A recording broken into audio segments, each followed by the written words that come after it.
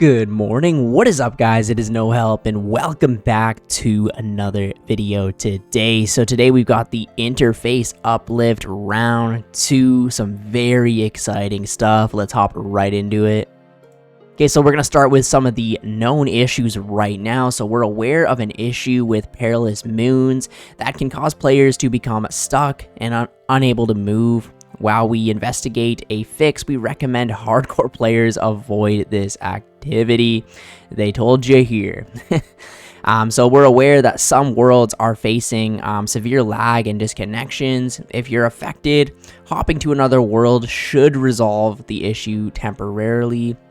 Resolved except for world 464. And players report that they're unable to skip Slayer tasks, and this is to be hotfixed. Okay, so we've got the interface uplift. So this week brings in the second batch of changes from our interface uplift blog. Let's take a look. So we've got the desktop minimap toggle.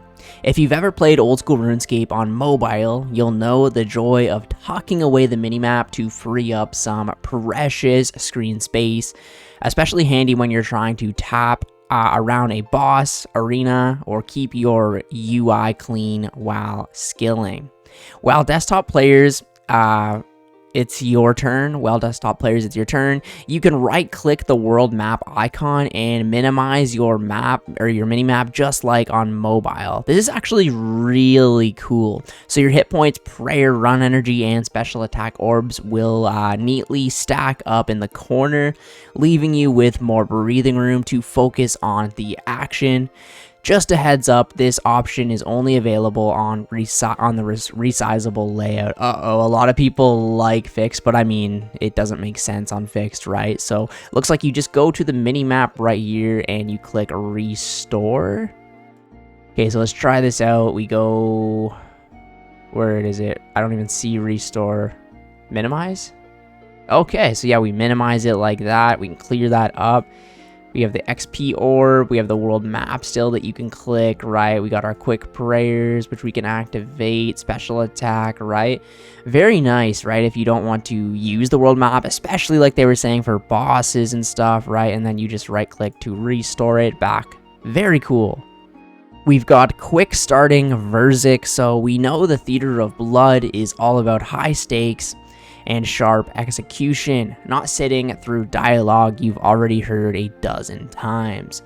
To help you get to the action faster, we've added a quick start option to verzik in normal and hard mode versions of the Theater of Blood.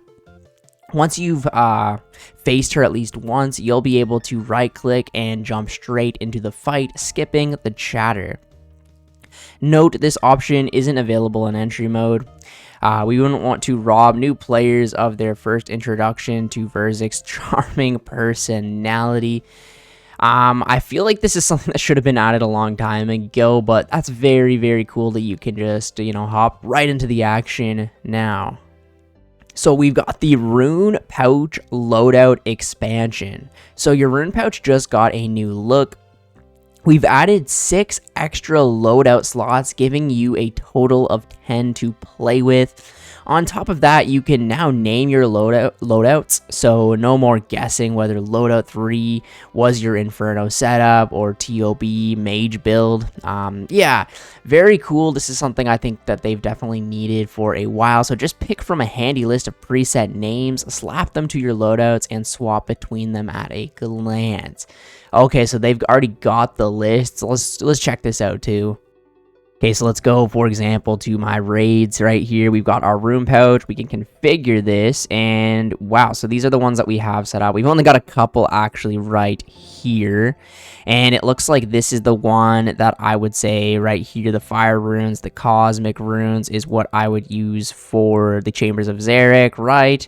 So let's go right here and see if we can select one. So we changed the name of it. Do we have Chambers of Xeric in here? There's no way they don't have chambers, right? What? Okay, so it's at the bottom right here, so we can click Chambers of Xeric. And yeah, so now whenever we go to configure our room pouch right here, we've got this one, and we know it's the Chambers of Xeric. I believe this one was my Slayer, right? We got rune crafting and stuff like that, teleporting around the game, right? Very nice that you can actually just pick and choose now, so I know this one will always be the Chambers, and I don't have to think twice about it. We've got fairy ring search functionality. Fairy rings are now in flight on the official client. So you can now search for destinations by name, making it far easier to find where you are going without needing to memorize a dozen of 3-letter codes. Just type, click, and you're on your way. We've also made the selector wheel spin much faster, so it won't feel like turning an ancient rotary phone. That was actually something that I was thinking about recently. It takes forever to spin the dials, so at least they're fast now. And yeah, that's really cool. So how do you actually search? Also, it looks like they boosted the favorite slot from 4 to 10, giving you plenty of room to save your most used destinations. So nice. Okay, so this is our fairy rings. Let's check it out. So we will go in, configure, right, and now you have an option to search for a destination, right? So for example, we'll just do Edgeville. And so we could just type in here and it will search for everywhere that we want. We could just simply click Edgeville and look at how quickly those move, right? So where I usually go is DKP. So I need to get over to P right there, which is 2 away. So I just have to rotate, and boom, we are right there. We can just simply go to our fairy ring.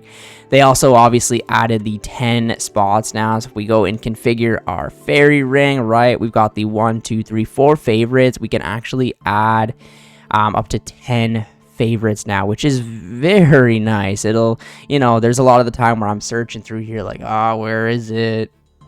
I just added the Savannah to my favorites because there is a hardwood tree there. Stashing. So, ever finished a clue step, tallied away, and realized you're still rocking that mismatched clue outfit? We've all been there. Now, things just got easier. Stash units can accept items directly from your equipped slot. So once you've done the emote, just shove your clue straight back into its hidey hole without the inventory juggling. That is just so nice, man. There's so many times where you just put these stupid things on that are just like random bits of jewelry or like a gold ring, and you forget it, right? And the next time you go to do the clue, it's like, fuck, where is this shit? You know what I mean? Because you're not teleporting back. You probably forget where it is already at that point. But yeah, very nice. You're wearing the stuff, just instantly goes back into the stash unit. An update I've wanted to see for a while. And of course, for the people that want old school to stay old school, this feature comes with a handy toggle in the settings menu. Leave it off if you prefer the classic method, or flick it on to let stash units grab equipped gear as well as items from your inventory. Nice. So do note that withdrawing items still sends them to your inventory, so make sure you've got space when reclaiming them. Up next here, we've got the combat achievements remembered. So ever reopen your combat achievements tab only to sigh as it dumps you back at the overview, focusing you to hunt down the boss, task, or reward you were last checking. We feel that. So from now on, the interface will remember the last thing you were looking at, be it tasks, bosses, or rewards, complete with any filters you had applied. Open the tab and you're right back where you left off. Not a fan, no worries. A toggle in the settings menu lets you disable this feature and stick with the classic overview. Okay, so it's one of those things now where every time they make an update, it looks like they're gonna add a setting so you can turn it off in case you don't like it. Personally, I think this is really cool. For example, I have a Cerberus task, right? And I want to see my collection log and all my combat achievements and whatever, right? For this. And yeah, I want to see the combat achievements that I'm working on, right? And then maybe the next few days I log in. Oh yes, I was doing this combat achievement, blah, blah, blah. It's one of those things where it's just handy. And if you don't like it, you can turn it off. We've got Port Phasmatys Streamlined Barrier. Okay, so post Ghost Ahoy, The port phasmatys barrier now takes a single click to pass, merging pass, and pay toll. Just one click and you're through with no more woo woo woo. Okay, very nice. Just a nice little quick quality of life feature. Chompy hat menu. So claiming your Chompy hats just got a whole lot easier. Rance now has a simple interface for picking up or reclaiming hats you've unlocked with your Chompy kills. So no more juggling dialogue boxes. So you can just right click him, click claim, and which hat would you like? Very nice. You can just, I guess, get the one you want. And it looks like you can now store all of your Chompy hats in the armor case in your player-owned house costume room, keeping your collection organized and ready to show off. That's actually really nice, right? Because you wouldn't want to keep all this shit in your bank. There's quite a lot of those hats. Simply complete the Big Chompy bird hunting quest and unlock hats through your kills. Then speak to Rance to view, claim, and manage your collection, all from one tidy interface. Very nice. Okay, so Chambers of Xeric rewards chest. So claiming your Chambers loot just got easier. The rewards chest now includes a bank all button, letting you send your hard-earned rewards straight to the bank in a single click. Very cool. Instead of having to clog up that inventory, all you gotta do, bank and start the next raid. This will be handy for me. Sunfire splinters at Doom. We need to talk about splinters and not the kind you get from playing with wood. Since Doom's release, we've noticed that the value of Sunfire splinters has decreased significantly. Although the splinters gained per player at Doom are fairly modest, around 400 an hour, the sheer number of players engaging with Doom for its uniques has led to millions entering the game passively. This has had a significant impact on their value and on other pieces of content such as the Coliseum, where splinters play a major role. As such, we're removing Sunfire splinters from Doom's loot table with today's update. We know splinters are an important resource, and we want them to remain valuable and rewarding to earn. They don't want them to just be like pure essence or whatever, right? However, it's clear that they can't come passively from another highly engaged activity. Instead, we see potential for a future activity designed specifically around splinters. That's a good idea at the end of the day, right? One that provides a healthy, sustainable supply without overwhelming their value.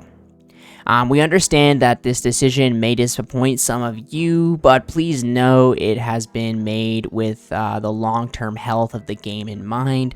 Doom should be about chasing its uniques, while the Coliseum should remain a rewarding and valuable endgame activity. By removing splinters from Doom, we're protecting the Coliseum's integrity and ensuring its rewards remain worthwhile in the long run without being unintentionally undermined. Okay, it's one of those things, right, where it's for the long-term health of the game. So join the Halloween related challenges. So it looks like there is a pumpkin carving competition. So Scapetober is officially here, and we're kicking things off with an old school RuneScape themed jack-o'-lantern carving contest. Just the thing to get you in the Halloween spirit. Flex your in real life crafting skill by carving a pumpkin with your best old school RuneScape inspired design, and share it either at our dedicated channel or on Discord or under the dedicated Reddit post. Can't get your hands on a pumpkin where you live? No problem, any fruit or vegetable will do. A terrifying turnip. Oh god, a menacing mango. We stand them all. Okay. We stand them all. Okay. So we'll be picking a winner in the 3 categories: the spookiest, the most creative, and the funniest. And for each winner, the following prizes are up for grabs: a Slayer mug, an embroidered PK skull hat, and a Baron keyring. Okay, so that's the prizes. Interesting for sure. I'd be really curious to see if a menacing mango will win over a pumpkin, but let me know what you guys think of that down in the comments below. Some cool prizes up for grabs. We've got the Scapetober challenge. So October 1st also means the return of the Scapetober challenge, hosted by the wonderful Runescape art community. We love seeing the artwork you come up with for the Scapetober challenge every year, so we are dying to see what you'll share this time around.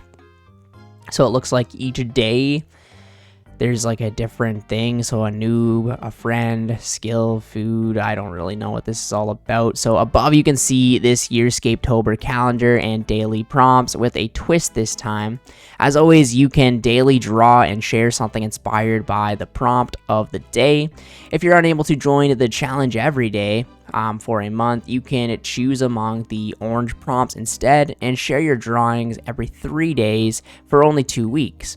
Where to share? So again, you can kind of share your art. Very cool. And some of them are just like ranged, or some of them are, you know, jack-o'-lantern, grim reaper. This is cool for the art community.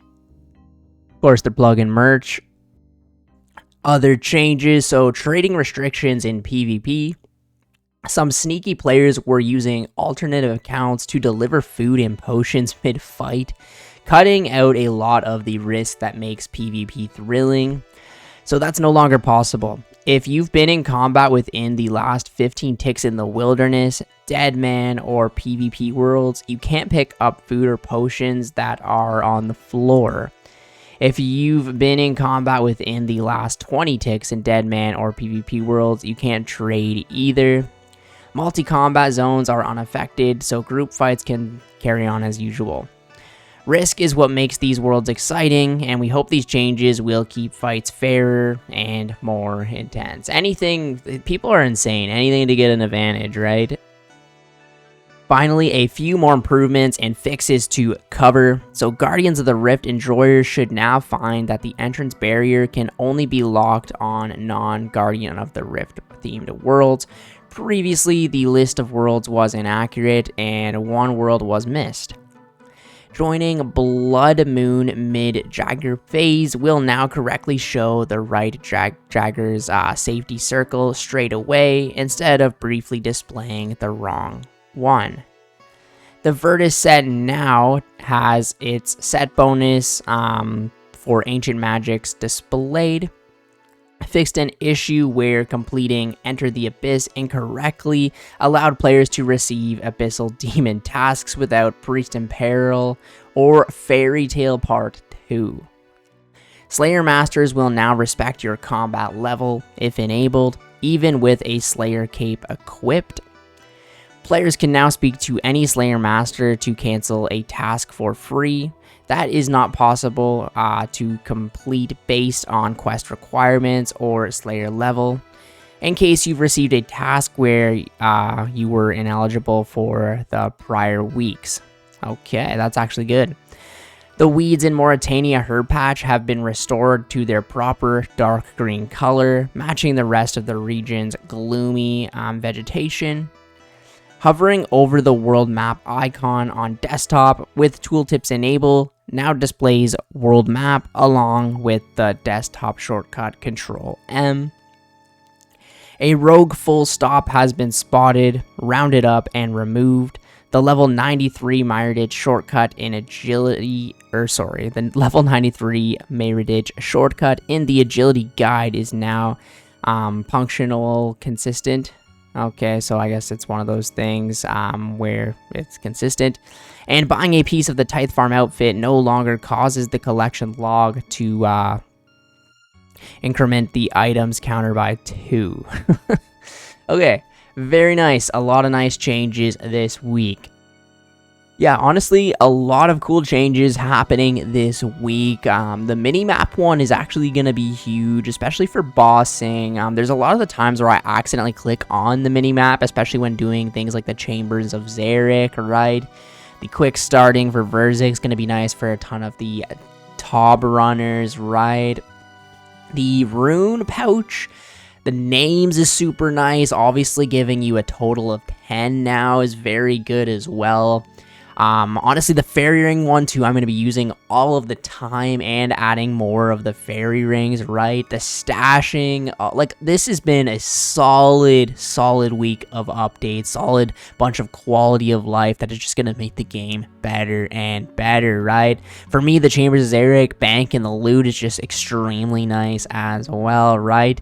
And I guess we've entered the Spooktober and Scapetober and all that Halloween type of stuff. Let me know down in the comments below what has been your favorite change, and if you did watch the entire video, comment pumpkin down in the comments below. I always appreciate it. Thank you guys so much for watching, and I will catch you in the next video. See ya later.